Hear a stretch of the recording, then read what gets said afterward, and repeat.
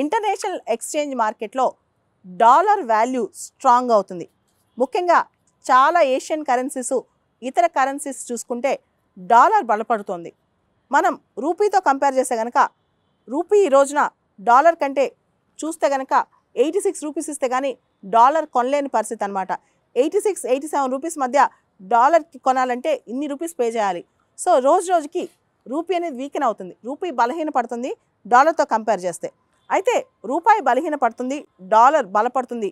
ఇది మనం చూస్తున్నాం భారతదేశంలో పరిస్థితి. ఈ పరిస్థితిలో మనం ఏదైతే ఇంటర్నేషనల్ మార్కెట్స్లో విదేశాల్లో కొనుక్కొచ్చుకుంటున్నామో, ఇంపోర్ట్ చేసుకుంటున్నామో, దానికి మనం రూపాయల్లో డాలర్స్ కొనుక్కుని పే చేయాలంటే ఎక్కువ రూపాయలు చెల్లించాల్సిన పరిస్థితి అనమాట. సో మన ఇంపోర్ట్స్ మీద చాలా బర్డన్ పడుతుంది. అదేవిధంగా మన ఫారెక్స్ రిజర్వ్స్ మీద కూడా ఇది బర్డన్ పడుతుంది అనమాట. డొనాల్డ్ ట్రంప్ ఎప్పుడైతే అమెరికా అధ్యక్షుడిగా ఎన్నికయ్యారో అప్పటి నుంచి కూడా ఇన్వెస్టర్స్ అందరూ కూడా అమెరికాలో ఎక్కువ ఇన్వెస్ట్ చేస్తున్నారు. ఎఫ్ఐఐస్ ఇతరత్ర డబ్బులు కూడా ఏదైతే Indian markets, south Asian markets, Asian markets, ఇతరత్ర మార్కెట్స్ ఉన్నాయో అవి తీసుకెళ్ళి అమెరికాలో పెట్టుబడులు పెట్టడానికి చాలామంది మదుపర్లు ఇంట్రెస్ట్ చూపిస్తున్నారు అనమాట. ఈ సందర్భంలో మన ఆర్బీఐ ఒక పాలసీ అనౌన్స్ చేసింది. అదే swap agreement, currency swap agreement. ఏంటి కరెన్సీ స్వాప్ అగ్రిమెంట్? దాదాపు $10 బిలియన్ సంబంధించిన ఈ డాలర్స్ ఇండియన్ బ్యాంక్స్ దగ్గర ఎక్కడైతే డాలర్స్ ఉన్నాయో అది ఆర్బీఐ కొనుక్కుంటుంది. కొనుక్కుని అంత మొత్తం ఎక్స్చేంజ్లో రూపీస్ ఇచ్చేస్తుంది అనమాట. అంటే మన బ్యాంకుల దగ్గర ఉన్న డాలర్స్ ఆర్బీఐ తీసుకుని ఆర్బీఐ రూపీస్ బ్యాంకులకి ఇచ్చుద్ది. అంటే మార్కెట్లో లిక్విడిటీ ఎక్కువ పెంచేస్తుంది అనమాట. బ్యాంకుల దగ్గర ఉన్న రూపాయి విలువలు అంటే రూపాయి నోట్లు, రూపాయి క్యాష్ అనేది లిక్విడిటీ రూపాయలు బాగా పెంచేస్తుంది బ్యాంకుల చేతిలో. దానివల్ల ఏమవుతుంది, మార్కెట్లో మనీ సప్లై బాగా పెరుగుతుంది, రూపీ సప్లై బాగా పెరుగుద్ది అనమాట. ఏదైతే లిక్విడిటీ క్రంచ్ ఉందో అది తగ్గుద్ది అనమాట. ఇది ఫస్ట్ అడ్వాంటేజ్.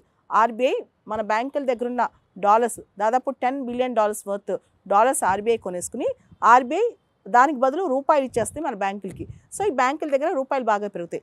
రెండవ అడ్వాంటేజ్ ఏంటంటే ఆర్బీఐ దగ్గర ఇప్పుడు ఫారెక్స్ రిజర్వ్స్ ఇవన్నీ ఉంటాయి కాబట్టి ఈ ఫారెక్స్ రిజర్వ్స్లో ఈ $10 బిలియన్ వచ్చి చేరుతాయి. దాంతో ఆర్బీఐకి మన బ్యాలెన్స్ ఆఫ్ పేమెంట్స్లో కానీ వీటన్నిటిలో ఇంకా ఈజీ అవుతుంది అనమాట. అతి ముఖ్యంగా రూపాయి స్టెబిలైజ్ అవడానికి కూడా ఇది వర్కౌట్ అవుతుంది. రూపాయి రోజు రోజుకి డిప్రిసియేట్ అవుతుంది కదా, రూపీ లిక్విడిటీ మార్కెట్లోకి వెళ్ళిద్ది అనమాట.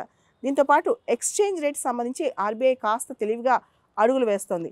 మనకు తెలుసు రూపాయి రోజు రోజుకి డిప్రిషియేట్ అవుతుంది కాబట్టి ఈ ఎక్స్చేంజ్ రేట్ అంశంలో ఎక్స్చేంజ్ మార్కెట్లో కూడా కాస్త రూపాయిని స్టెబిలైజ్ చేయాలి.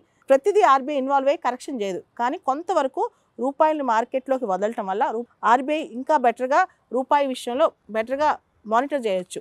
ఇక్కడ ఒక అద్భుతమైన విషయం చెప్పాలంటే ఈ కరెన్సీ స్వాప్ అగ్రిమెంట్ ఏదైతే ఉందో బ్యాంకుల దగ్గర $10 బిలియన్ మీద ఏదైతే తీసేసుకుని ఆర్బీఐ బ్యాంకులకి ఆ వాల్యూ రూపీస్ ఇస్తుందో దానికి సంబంధించి ఈ అగ్రిమెంట్ 3 సంవత్సరాలు అనమాట.